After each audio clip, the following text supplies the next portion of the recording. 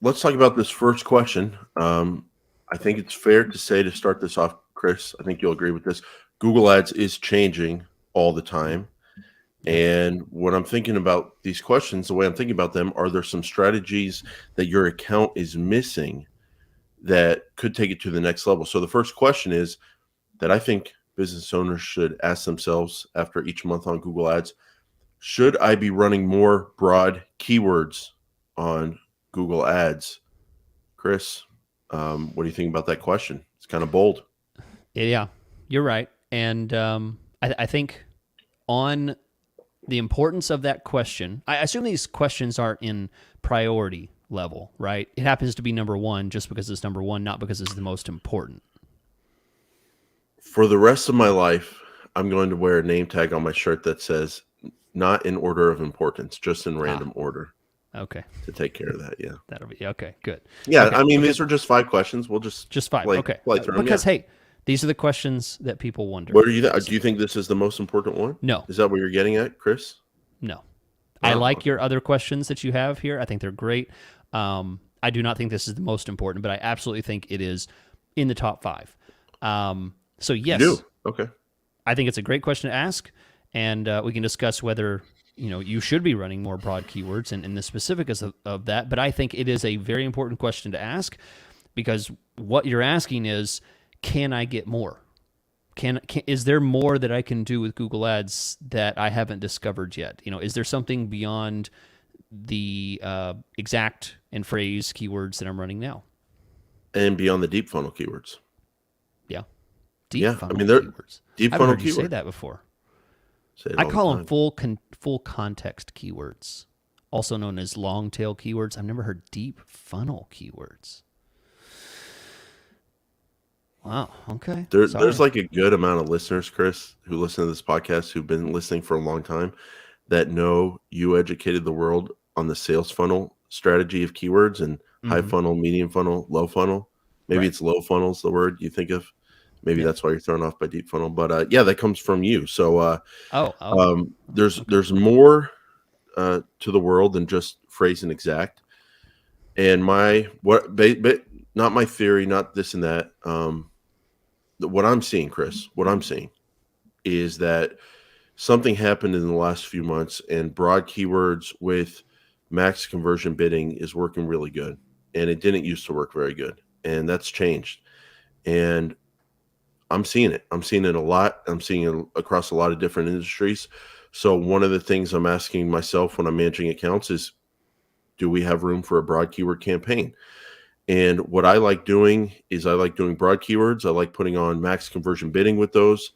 And as far as the keywords themselves, I like giving context signals to Google and using those low funnel or deep funnel, same kind of keywords that I have on phrase and exact, but using them with broad. So like 3-word, 4-word kind of keywords, and they perform. I've been seeing them perform well. The most important thing here is that you have your conversion data in place and that you're tracking the right kinds of conversions. But I have seen when you are doing that and you feed the system the right data, broad's really working. I have an example for you here, Chris. Okay. Um, when I rule this country, I do believe in free speech, but I'm Okay. going to outlaw the word anecdotal because I don't want anybody That's a good pushing choice. back on my evidence, calling it anecdotal evidence, And because yeah. I think all evidence should be valued the same Included. way. So if I have a screenshot of 2 campaigns from one account, I want you to take that as proof that this is working everywhere. Right. And don't look at the very small amount of spend and clicks that this is accounting No, for. it's not a small amount of spending clicks. We've got I'm showing you 2 campaigns. And I don't know if you have an issue. Do you have a little issue with broad? Or are Well, you I going to mean, be okay? can I Or- say how much spend is on it?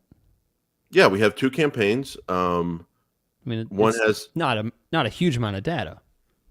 it's enough data and Oh. data. I don't say data. I mean, do you have an issue? Are we going to be able to get through the segment, or do you have a little issue with broad No. keywords? No, I Okay, want to continue. you okay? Okay. I'm not questioning the data. I'm just saying So yeah, this it is is anecdotal, small. but this is anecdotal. It's one account, but what I'm trying to convey is that I've seen this across multiple accounts, Okay. and I decided to be kind enough to bring in one little thing of data here. So Okay. I have a campaign, a broad campaign. I have a Phrasing Exact campaign screenshot for you. They're spending, they're on the same kinds of keywords. We're not going to talk about what industry it is. Okay. Each campaign has over 1,200 impressions. The click-through rate is higher on broad. The cost per click is a third of what it is on Phrasing Exact. The broad cost per click is a third.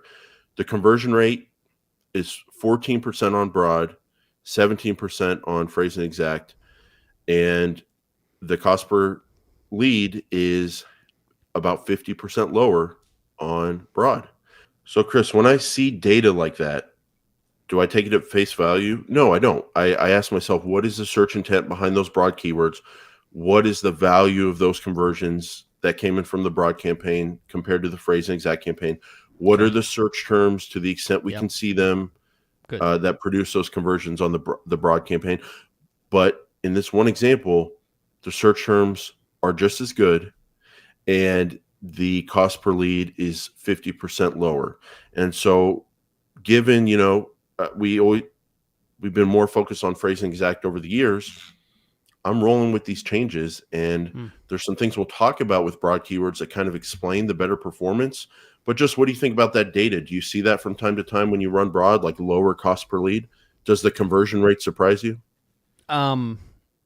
No, nothing particularly surprises me. I mean, the conversion rate is excellent. I guess that does surprise me. Conversion rate surprises me, getting about the same conversion. It surprised me. I was surprised by that. What surprises me the most, honestly, is the 1/3 difference in the CPC. Because my thought and how I approach the answer to my question, or to answer your question, should I be running more broad keywords? Typically, the answer is yes. Most of the time, yes, you should be running broad keywords. In the approach that I take is I usually do max clicks or manual bids. I don't usually do max conversion because I see that the CPC can spike too much. I don't like that I don't like that I don't have a control over the CPC, and that I can't bring down the CPC because the quality of the leads may not be as good. There may be some stuff that's questionable, but it's still converting. But I kind of wonder if it's really going to be as good. So I like to use different bidding strategies. But the question was, should you be running broad keywords? And the answer is yes. I agree with you. Yeah, and I think the upside that people need to focus on, because everyone focuses sometimes on the downside of broad keywords, like some of the search terms you won't really like, and then just sometimes a lower conversion rate, but that can be accounted for with a lower cost per click, and you can get the same or better cost per lead. But I think people don't like the lack of control and that sort of thing. But I think what people don't focus on enough with broad keywords is the benefit of more volume, more leads, and what that can do for your business. So let's just kind of talk about a couple interesting things with broad keywords. Number one, when they break down like broad keywords or Phrasing Exact, what do you associate with the word broad? Relevant or related? Definitely related. So do I. And that's the way it's always kind of shown up, where they say like exact is kind of exact, phrase is the phrase, and these are relevant to the keyword, phrases that are relevant to the keyword that also usually include the keyword. And they would always say broad is related. And in some of the documentation, it still says related. But you can see here, Chris, we're looking at some details from Google about broad keywords. And under broad keywords, they say to deliver relevant matches. And it says this match type broad may also take into account the following. So what I thought was key there is that they've changed in some cases. They still use the word related, but in some cases they've included the word relevant now. So given this better performance I'm seeing, and sometimes the search terms are really good from broad campaigns, I think they're focused on relevancy, just like they say here. And so some things that broad takes into account: the content of the landing page. So they look at your landing page and they go, okay, this is what kind of business you're in. You're telling us you're a moving company in Dallas with your broad keyword. What are the features that you want to see? What are the we're going to show you on relevant and related searches to a moving company in Dallas, because that's what they'll see on your landing page as well. So the landing page influences the kinds of searches that you can show up on with a broad keyword. Other keywords in your ad group influence each other in terms of the kind of searches that a broad keyword can show up on. So one of the things I'm constantly talking about these days is the theme of the ad group being very important. And not only, I mean, I don't know if we're still beating them up, if there's anything left of them, but the SCAG kind of stuff. Oh, yeah. Not only is that more complex and going against the system and all that, but you're actually hurting yourself these days because you're losing relevancy signals that you could be feeding each keyword with other similarly themed keywords in the same ad group. So it looks at the other keywords in your ad group. We know it looks at your responsive ad. All keywords do. But also, Chris, this was the big one for me, the user's recent search activities. So that's something we've theorized recently on the show, but now we actually see it in the documentation that when you have a broad keyword, they're going to determine what searches you show up on with that broad keyword. One of the factors they use to determine that is the user, not all users, the user's recent search activities. Isn't that huge? Isn't that a game changer? Yeah, absolutely. Absolutely. It's all part of, Google moving towards more of an algorithm idea, but it's frustrating when you look at search terms and you put search terms at such a high level. Well, you have to wear a different hat. Like you have to be in a different mindset, because like I was adding a negative keyword on a moving campaign the other day on a broad match campaign that was getting conversions. And I did not like that search term. But after thinking about it, I was like, maybe I shouldn't be adding this as a negative, because maybe they know the searches the user did. And they're saying that here. And maybe for that user, they did searches previous to this keyword, this search term I didn't like, that show that actually they would be open to working with this business. It's a tricky thing, Chris.